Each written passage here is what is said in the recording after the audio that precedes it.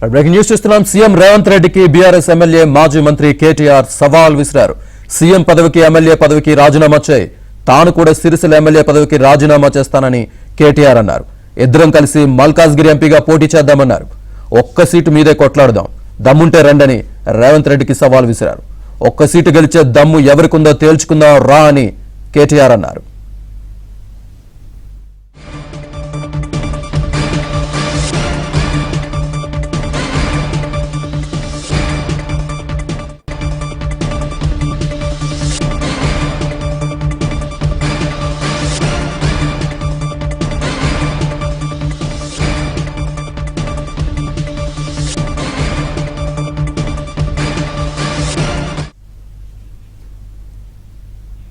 CM Revanth రెడ్డికి కేటీఆర్ సవాల్కి సంబంధించి పూర్తి అప్డేట్స్ మా కరెస్పాండెంట్ నర్సింహరావు లైవ్లో అందిస్తారు. నర్సింహరావు,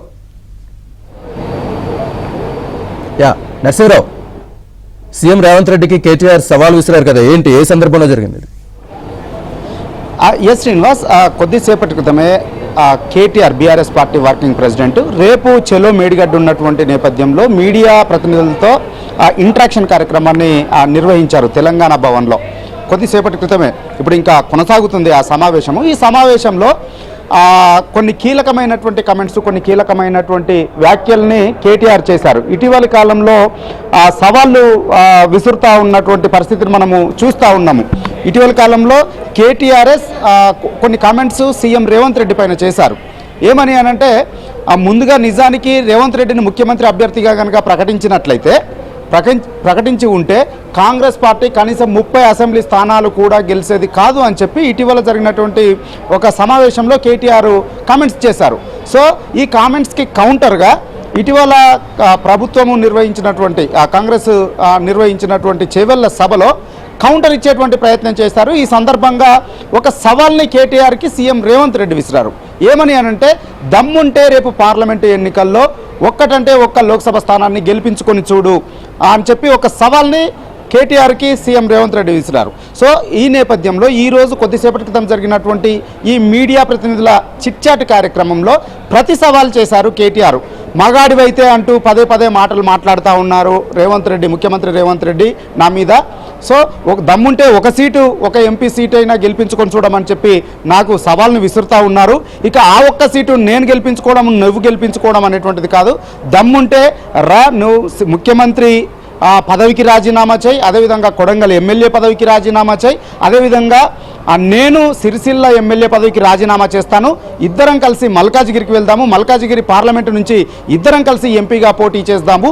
సో ఆ ఒక్క సీట్ను నువ్వు గెలుస్తావా నేను గెలుస్తామా అనేటువంటిది తేల్చుకుందాము, దమ్ముంటే రమ్మంటూ ప్రతి సవాల్ని కేటీఆర్ ఈరోజు రేవంత్ రెడ్డికి విసిరారు. సో ఈ నేపథ్యంలో ప్రస్తుతం ఇప్పుడు ఇది హాట్గా మారింది, ఇది చర్చనీయాంశంగా మారింది. సో దీనికి రేవంత్ రెడ్డి కావచ్చు, అదేవిధంగా అటు కాంగ్రెస్ పార్టీ కావచ్చు ఏ విధంగా స్పందిస్తుంది అనేటువంటిది మాత్రము కొంత ఆసక్తికరంగా మారింది. ఏ విధంగా స్పందిస్తారనేటువంటిది మాత్రము చూడాల్సి ఉంటుంది. ఇక అంతేకాకుండా ఇంకా అనేక అంశాలపైన కూడా ఈరోజు కౌంటర్ ఇచ్చేటువంటి ప్రయత్నం చేశారు కేటీఆర్, స్పందించారు. పదే పదే తన్ను రేవంత్ రెడ్డి, ముఖ్యమంత్రి రేవంత్ రెడ్డి మేనేజ్మెంట్ కోటా అనేటువంటి విమర్శల్ని చేస్తూ ఉన్నారు. మరి నన్ను మేనేజ్మెంట్ కోటా అనేటువంటి రేవంత్ రెడ్డి ముందుగా వారి పార్టీకి సంబంధించినటువంటి అధినాయకులు రాహుల్ గాంధీ కావచ్చు, ప్రియాంక గాంధీ కావచ్చు, వారు మేనేజ్మెంట్ కోటా కాదో అని చెప్పి రివర్స్లో ప్రశ్నించేటువంటి ప్రయత్నాన్ని చేశారు.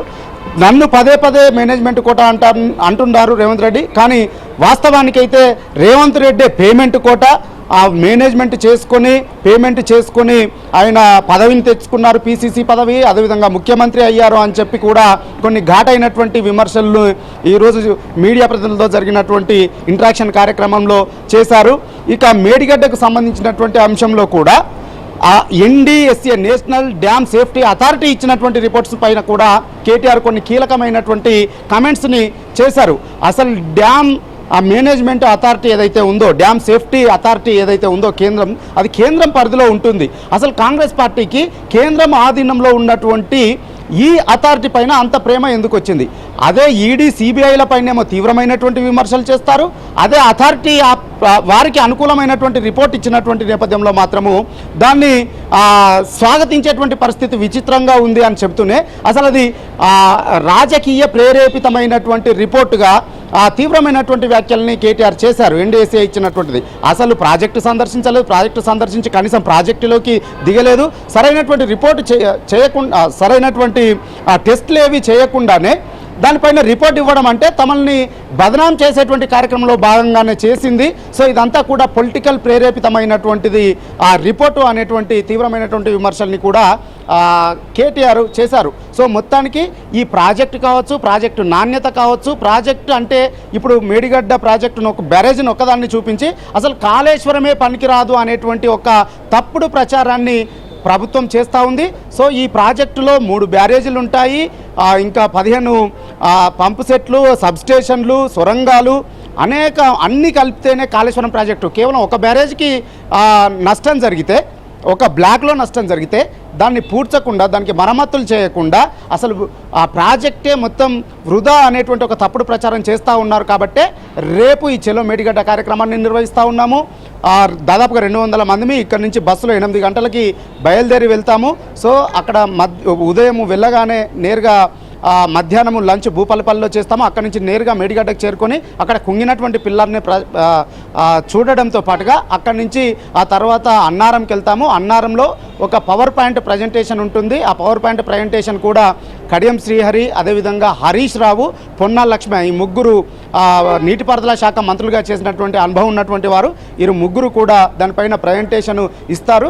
మళ్ళీ తిరిగి హైదరాబాద్ చేరుకుంటాము. ఆ తర్వాత కరీంనగర్లో సభ ఉంటుందనేటువంటి విషయాలపైన ఈరోజు కేటీఆర్ కొన్ని కీలకమైనటువంటి విషయాలని మీడియాకు వెల్లడించారు. Right, thank you Narasimha.